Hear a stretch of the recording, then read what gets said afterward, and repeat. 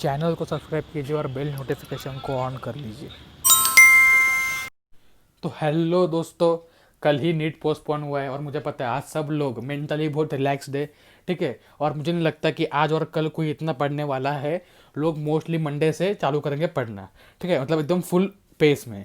ठीक है, तो हम ये सीरीज चालू रखेंगे जो हमारा सीरीज था rank booster series of questions of biology. उसमें हम 5 क्वेश्चन लेंगे और रोज लेंगे। ठीक है, ठीक है। तो आपने अगर देखा नहीं होगा तो पहले 4 पार्ट रिलीज हो चुके हैं। उसमें 20 क्वेश्चन ऐसे एकदम ज़बरदस्त क्वेश्चन है ना कि आपको रैंक बूस्ट कर देंगे। ठीक है, मैं खुद से ढूंढ ढूंढ के क्वेश्चन बना रहा हूँ एनसीईआरटी के जो कोने कागजे में छुपे हुए रहते हैं, और वही क्वेश्चन आ जाएंगे और आपकी गलती उसमें हो जाएगी। ठीक है, तो आप रोज के 5 मिनट निकालिए, रात को, दोपहर को, सुबह, जब आपको मिले टाइम तब आप निकाल के आप ये क्वेश्चंस देख सकते हैं। ठीक है, और इससे आपका ही फायदा होगा।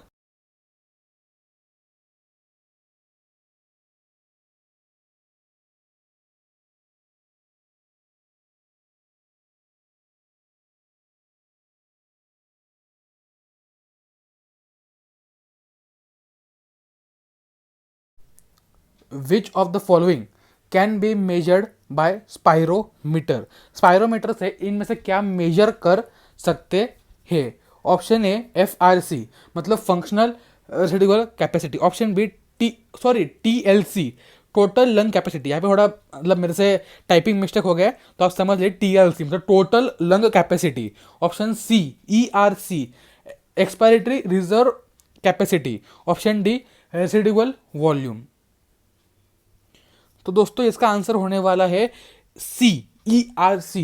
तो ये आपने क्वेश्चन बहुत जगह देखा होगा लेकिन आपको कंसेप्ट समझ में नहीं आया होगा, तो आपको बता दूं स्पायरोमीटर से। स्पायरोमीटर एक इंस्ट्रूमेंट होता है जो मेजर करता है लंग के वॉल्यूम्स को, कैपेसिटीज को। तो उससे अपन रेसिडुअल वॉल्यूम मेजर नहीं कर सकते कभी भी। याद रखो, जिसमें भी अगर रेसिडुअल वॉल्यूम आया वो हम मेजर नहीं कर सकते। फंक्शनल रेसिडुअल कैपेसिटी में क्या होता है ERV प्लस RV, उसमें भी RV आ गया। टोटल लंग कैपेसिटी में क्या होता है RV तो आता ही है, पूरा लंग कैपेसिटी, और RV तो है ही। ठीक है, तो मतलब ERC क्या होता है ERV expiratory reserve volume plus tidal volume. ठीक है, तो इसमें RV नहीं आता तो C कैन बी मेजर्ड। ठीक है, अगर आपको कैपेसिटीज में दिक्कत है तो कमेंट बॉक्स में बताइए, मैं आपको कैपेसिटीज की ट्रिक दे दूंगा जिससे आपको याद करने में सारे रिलेशंस इजी हो जाएगा। क्वेश्चंस पक्का पक्का जरूर आता है इसमें से। सेकंड क्वेश्चन पे आते हैं, how many additional ATPs are required during synthesis of 3 molecules of hexose sugar in sugar cane than in rice. मतलब जब अपन 3 मॉलिक्यूल ऑफ हेक्सोस शुगर बनाते हैं, हेक्सोस शुगर मतलब क्या, ग्लूकोज। ठीक है, उसमें शुगर केन में कितने ATP एक्स्ट्रा लगते हैं एज कंपेयर टू राइस। ठीक है, मतलब अगर अपन 3 मॉलिक्यूल ग्लूकोज बना रहे शुगर केन में तो राइस के कंपेरिजन में कितने ATP ज़्यादा लगेंगे। ठीक है, ऑप्शन है 12, 24, 18, 36। ठीक है, सोच लिया आंसर, तो इसका आंसर होगा ऑप्शन डी 36। ठीक है, अब कैसे, आप आपके पास 2 साइकिल्स होते हैं C3 C4 प्लांट्स होते हैं। ठीक है, C3 प्लांट्स में सिर्फ C3 साइकिल चलेगा। C3 साइकिल में एक ग्लूकोज बनाने के लिए 18 ATP लगते हैं, 12 NADPH। ठीक है, कितने लगते हैं ATP, 18 ATP। वही C4 जो प्लांट्स होते हैं उसमें C3 भी चलता है, C4 भी चलता है। ठीक है, साइकिल C4 प्लांट्स में दोनों चलता है। उसकी वजह से क्या होता है, एक हेक्सोस शुगर मतलब जो ग्लूकोज है बनाने के लिए 30 ATP कितना लगता है, 30 ATP मतलब एक ग्लूकोज बनाने के लिए 12 ATP एक्स्ट्रा लगता है शुगर केन में। शुगर केन, मेज, ये सारे क्या है C4 प्लांट्स, याद कर लेना। शुगर केन क्या है C4 प्लांट्स, राइस क्या है C3 प्लांट, याद करना है अभी यहाँ पे। ठीक है, फिर कितने एक्स्ट्रा लगे यहाँ पे, C3 में लग रहा था 18 ATP, C4 में लग रहा है 30 ATP एक ग्लूकोज के लिए। तो कितने का एक्स्ट्रा हुआ, 12 ATP एक्स्ट्रा हुआ। अगर 12 ATP एक इसमें एक्स्ट्रा है तो 3 इसमें कितने एक्स्ट्रा हो गए, क्योंकि 3 हेक्सोस शुगर बनाना है। तो 3 इंटू 12 36 इसका आंसर हो जाएगा। अगर आपको अभी भी समझ में नहीं आया हो तो मैं आपको रिटर्न में सॉल्यूशन प्रोवाइड कर दूंगा अगर आप कहोगे तो। ठीक है, कमेंट बॉक्स में बताइए कि आपको आया है समझ में या नहीं। ठीक है, अब आते हैं थर्ड क्वेश्चन पे। Town of Arcata is situated along which coast of California. Situated word थोड़ा रिपीट हो गया है लेकिन चलता है। ठीक है, मतलब जो आर्कटा बोल के टाउन है, ये इकोलॉजी का क्वेश्चन है लास्ट चैप्टर का। ठीक है, is situated along which coast of California, eastern coast, western coast, northern coast, southern coast. ठीक है, तो इसका आंसर होगा C नदर्न कोस्ट। एनसीईआरटी का स्टेटमेंट है, लास्ट चैप्टर में जाइए, उसमें जाके आप देख सकते हो जहाँ पे ये दिया हुआ है फोम फ्रेंड्स ऑफ आर्कटा मार्श। ठीक है, वो पूरा एक दिया है कैसे उन्होंने बिल्ड किया वाटर ट्रीटमेंट प्लांट, ठीक है, वहाँ पे दिया हुआ है, क्लियर कट मेंशन किया हुआ है। प्लीज़ अगर आपको याद ना हो तो अभी जाके आप वहाँ पे टिक कर लीजिए कि नदन कोश, नदन, ठीक है, क्योंकि ये इंपॉर्टेंट है। ऐसे क्वेश्चन कभी कभी एक आध क्वेश्चन आ जाता है जिससे रैंक ऊपर नीचे हो सकता है। अब आते हैं फोर्थ क्वेश्चन पे।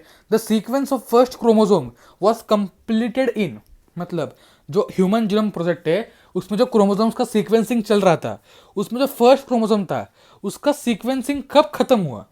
Option A March 2006, option B May 2003, option C May 2006, option D March 2003। तो दोस्तों इसका आंसर होगा सी, मई 2006। अब ये एनसीईआरटी में ह्यूमन जीनोम प्रोजेक्ट के सेकेंड पेज पे क्लियर कट नीचे लाइन मेंशन्ड है कि लास्ट जो क्रोमोसोम था वो था क्रोमोसोम नंबर 1 और उसका सीक्वेंसिंग कंप्लीट हुआ था मई 2006 में। अब इसमें आपको ऐसे ऑप्शंस दे के कंफ्यूज कर सकता है क्योंकि आपको पता है human genome project was a 13 year long project, 13 साल का प्रोजेक्ट था और 13 ईयर्स कब खत्म हुए? 1990 से लेकर 2003 तक, ठीक है, लेकिन उसमें एक क्रोमोसोम बाकी रह गया था, क्रोमोसोम नंबर 1, वो खत्म हुआ मई 2006। याद कैसे रखना है, करना है कि हमारा नीट जिस मंथ में था उसी मंथ में ह्यूमन जीनोम प्रोजेक्ट का लास्ट क्रोमोसोम जो है वो खत्म हुआ था, ठीक है, नीट, ठीक है, याद रखना नीट जिस मंथ में रहता है नॉर्मली, ठीक है। अब आते हैं फिफ्थ क्वेश्चन पे। विच of the following is called organelle within organelle, ऐसा कौन सा है इसमें से जिसको हम कहते हैं ऑर्गेनली में organelle, organelle within organelle, ठीक है। Option A mitochondria, option B chloroplast, option C nucleus, option D ribosomes. तो इसका आंसर होगा डी राइबोसोम्स, ठीक है। ऑर्गेनली विद इन ऑर्गेनली मतलब क्या? एक ऑर्गेनली है उसके अंदर कौन सा ऑर्गेनली मिलेगा, लॉजिकल क्वेश्चन है, ठीक है, ठीक है। राइबोसोम्स सोचिए, राइबोसोम क्या है? खुद एक ऑर्गेनली है। और कौन से ऑर्गेनेल में राइबोसोम मिलता है? सेल है, सेल के अंदर माइटोकॉन्ड्रिया है, क्लोरोप्लास्ट है, माइटोकॉन्ड्रिया और क्लोरोप्लास्ट में मिलता है हमारा क्या? राइबोसोम, सही है। माइटोकॉन्ड्रिया क्लोरोप्लास्ट में क्या मिलता है? राइबोसोम मिलता है। तो इसलिए उसे कहेंगे ऑर्गेनली के अंदर ऑर्गेनली, खुद एक ऑर्गेनली है, माइटोकॉन्ड्रिया के अंदर भी मिलता है, तो इसे कहेंगे ऑर्गेनली विद इन ऑर्गेनली। याद रखना है माइटोकॉन्ड्रिया और क्लोरोप्लास्ट में जो मिलते हैं राइबोसोम्स वो होते हैं 70S। क्या होते हैं? 70S। एस क्या है? एस है सेडिमेंटेशन कोएफिशिएंट, ठीक है। इट्स इनडायरेक्टली या डायरेक्टली, वो एनसीईआरटी में एक वर्ड दिया हुआ है, उस पर मैंने एक क्वेश्चन देखा हुआ था, आप जाके देख लीजिए। कभी कभी डायरेक्टली दिया होता है उसको बोल देते हैं इनडायरेक्टली, कभी कभी दिया होता है इनडायरेक्टली, ऑप्शन में देते directly. Is a measure of size, density, ठीक है, वो सब। तो आंसर होगा राइबोसोम्स। तो ये हो गए आज के 5 क्वेश्चन। अब 25 क्वेश्चन कंप्लीट हो चुके हैं। अगर आपको केमिस्ट्री, फिजिक्स, बायोलॉजी किसी भी चैप्टर में कोई भी टॉपिक में चाहिए होगा वीडियो, आप जाके देख सकते हैं, मतलब कमेंट बॉक्स में कमेंट कर सकते हैं। मैंने बहुत सारे वीडियोस पहले ही बना लिए, ट्रांसक्रिप्शन, ट्रांसलेशन, ग्लाइकोलिसिस, ठीक है, ईटीएस, इलेक्ट्रॉन ट्रांसपोर्ट सिस्टम। आपको किसी ने इतना इजीली समझाया नहीं होगा। ईटीएस सिर्फ 19 मिनट का लेक्चर है। कॉकरोच 59 मिनट्स में पूरा कॉकरोच विद डायग्राम समझाया मैंने, आप जाके देख सकते हैं। बहुत सारे लेक्चर्स है, आप जाके देख सकते हैं। और अगर कोई लेक्चर आपको चाहिए होगा, कोई क्वेश्चन चाहिए होगा, तो आप मुझे कमेंट बॉक्स में ज़रूर बता सकते हैं, फिजिक्स, केमिस्ट्री, बायोलॉजी तीनों का। और अगर चैनल को आपने सब्सक्राइब नहीं किया अभी तक तो सब्सक्राइब कीजिए प्लीज़, और बेल नोटिफिकेशन को ऑन कर लीजिए, ठीक है। तो मिलते हैं अभी अगले वीडियो में, चलिए तब तक बाय बाय।